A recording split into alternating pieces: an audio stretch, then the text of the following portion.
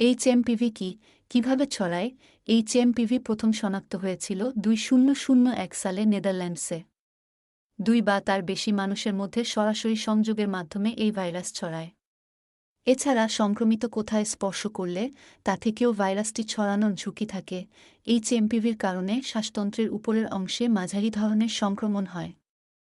বেশিরভাগ মানুষের ক্ষেত্রে এই সংক্রমণকে ইনফ্লুয়েঞ্জার সংক্রমণ থেকে আলাদা করা যায় না।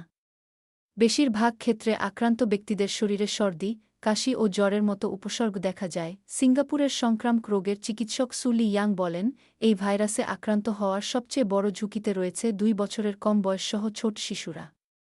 এছাড়া বৃদ্ধসহ যাদের রোগ প্রতিরোধ ক্ষমতা দুর্বল, তাদেরও আক্রান্ত হওয়ার সম্ভাবনা বেশি। ঝুঁকিতে রয়েছে ক্যান্সারের আক্রান্ত রোগীরাও। সুলি ইয়াং বলেন, আক্রান্ত হলে দুর্বল রোগ প্রতিরোধ ক্ষমতা সম্পন্ন ব্যক্তিদের মধ্যে ছোট তবে উল্লেখযোগ্য অংশ গুরুতর শারীরিক সমস্যার মুখে পড়তে পারেন। তাদের ফুসফুস আক্রান্ত হতে পারে, ঘ্রাণ চলে যেতে পারে এবং শ্বাসকষ্ট দেখা দিতে পারে। এছাড়া ক্রুপ কাশি হতে পারে। এমন উপসর্গ দেখা দিলে আক্রান্ত ব্যক্তিকে হাসপাতালে ভর্তি করা লাগতে পারে। তবে মৃত্যুর ঝুঁকি খুবই কম। চীনের কেন এইচএমপিভি আক্রান্ত বাড়ছে? শ্বাসতন্ত্রের বিভিন্ন সংক্রমণের মতো এইচএমপিভি সবচেয়ে সক্রিয় থাকে শীত ও বসন্তকালে। কোনো বিশেষজ্ঞ বলেন, এই মৌসুমে আক্রান্ত বেশি হওয়ার কারণ ঠান্ডা আবহাওয়ায় ভাইরাসগুলো ভালোভাবে টিকে থাকতে পারে। আর শীতের সময় মানুষ ঘরের মধ্যে বেশি সময় থাকে। ঘরের বদ্ধ পরিবেশ এই ভাইরাস ছড়ানোয় সহায়ক।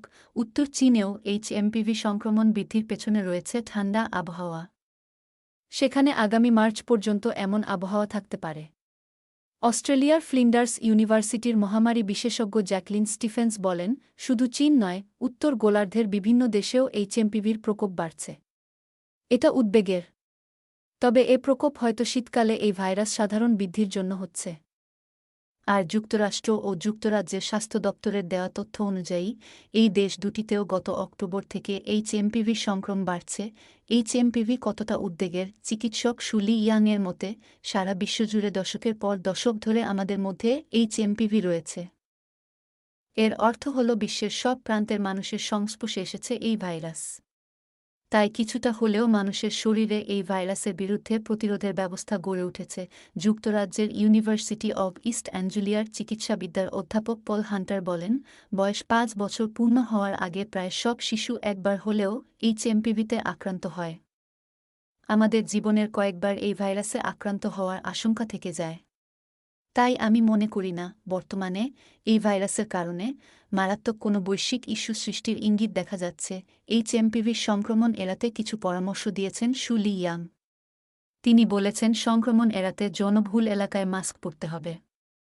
শ্বাসতন্ত্রের বড় কোনো জটিলতায় আক্রান্ত হওয়ার ঝুঁকি থাকলে জনবহুল এলাকা এড়িয়ে চলতে হবে, হাত পরিষ্কার পরিচ্ছন্ন রাখতে হবে এবং ইনফ্লুয়েঞ্জার টিকা নিতে হবে।